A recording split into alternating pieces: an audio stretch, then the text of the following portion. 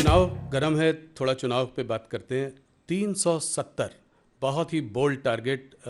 303 से 370 करीब 20-25% की का बढ़ोतरी। इसको आप कैसे देखते, कहाँ से सीटें आएंगी ये? मैं पूरी तरह से कॉन्फिडेंट हूँ कि 370 का भारतीय जनता पार्टी की सीटों के संबंध में कह रहा हूँ। जो 370 सीटों पर भारतीय जनता पार्टी को विजय प्राप्त होगी, इसके संबंध में कहीं पर कोई शंका नहीं है। हम पूरी तरह से आश्वस्त हैं। और एनडीए को 400 पार। नहीं, ये तो बहुत बड़ा नंबर है। क्या ये और ये सिर्फ इस आधार पर कह रहे हैं जी कि जनता का जिस तरीके से विश्वास हम लोगों को प्राप्त हो रहा है, भारतीय जनता पार्टी एनडीए और हमारे प्रधानमंत्री मोदी जी को जी जिस तरीके से प्राप्त हुआ है, उस आधार पर हम लोग पूरी तरह से आश्वस्त हैं कि भारतीय जनता पार्टी को 370 सीटों पर विजय मिलेगी और एनडीए को का नंबर 400 से पार जाएगा। ये सिर्फ राम मंदिर की वजह से नहीं है, बल्कि ये सिर्फ राम मंदिर की हवा की वजह से नहीं है। इस 370 और भी चीज़ें हैं जिसकी वजह से बहुत सारे। एक फैक्टर तो है। सबसे बड़ी चीज़ जो मैंने कहा ना कि हम लोगों की पार्टी के बारे में एक विश्वसनीयता, हमारी गवर्नमेंट के बारे में, क्रेडिबिलिटी। हाँ, credibility, Modi ji lead government की क्रेडिबिलिटी, जी, इसके कारण जनता के अंदर एक बहुत ही अधिक विश्वास पैदा हुआ है। इस कारण लोगों का समर्थन हमको प्राप्त हो रहा है।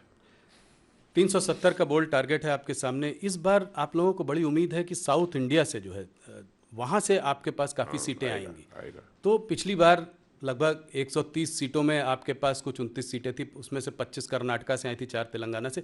इस बार आप इसको कैसे बदलते देख रहे हैं? कहाँ से और सीटें आएंगी?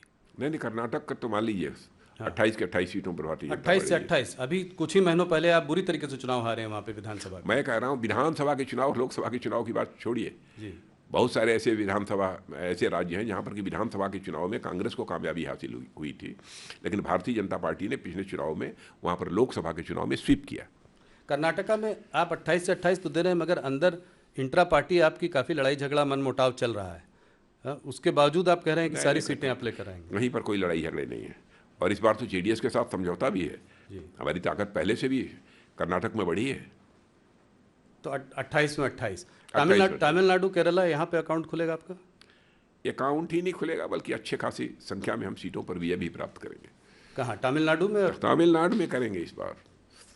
और रिजल्ट आने के बाद फिर राहुल जी मिलेंगे हम लोग।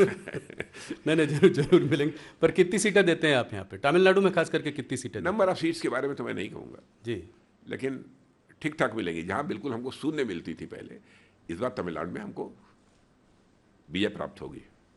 क्योंकि एग्जैक्टली ये बताना कि इतने सीटों पर हमको विजय प्राप्त होगी, केरला में भी अकाउंट भी नहीं। केरला में भी अकाउंट खुलेगा? हाँ, बिल्कुल खुलेगा। इस बार कोई ऐसी स्टेट नहीं होगी जी, जहाँ पर कि हमारा अकाउंट न खुले।